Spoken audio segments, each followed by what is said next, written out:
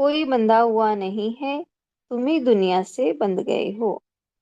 कोई व्यक्ति खंबे को पकड़कर कहे कि इस खंबे ने इसे पकड़ रखा है, तो उस पर दया ही आएगी कि देखो कितना नादान है।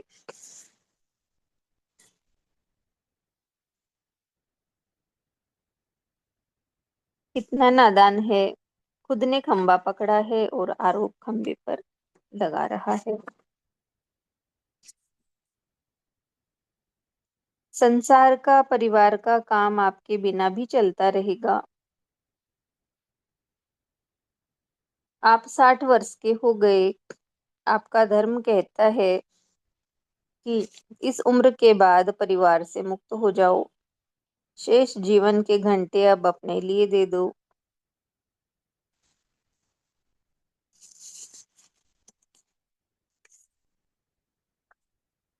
एक पेज और है।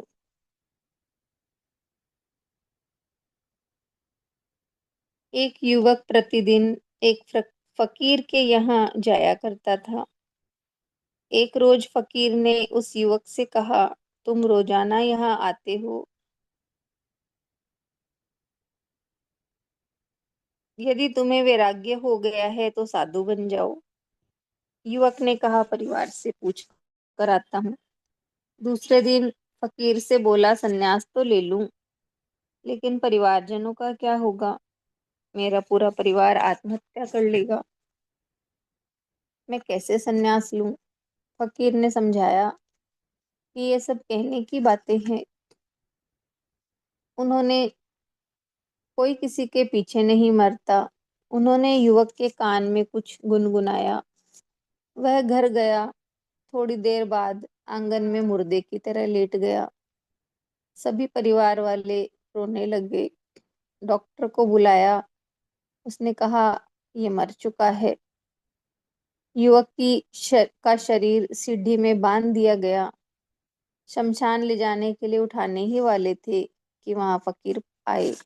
फकीर ने पूछा, ये रोना कल्पना क्यों हो रहा है? फकीर को बताया कि युवक की मृत्यु हो चुकी है। फकीर ने कहा, डोरियां खोलो। फकीर ने युवक के हाथ की नाड़ी टटोली और घोषणा की कि ये जीवित हो सकता है, मगर एक शर्त है। सबने एक स्वर में पूछा, क्या?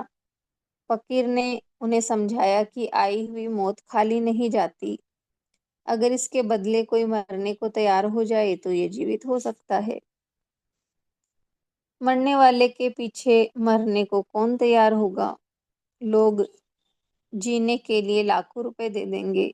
फकीर की बात सुनकर पूरा परिवार बगले झांकने लगा। फकीर ने युवक से कहा कि आप तो बुढ़े हो गए हो। फकीर ने युवक के पिता से कहा, आप तो बुढ़े हो गए हो, पूरा जीवन जी लिया, आप मरने को तैयार हैं? पिता ने कहा, ये कोई रीत है? अपने पुत्र के पीछे आज तक कोई मरा है क्या?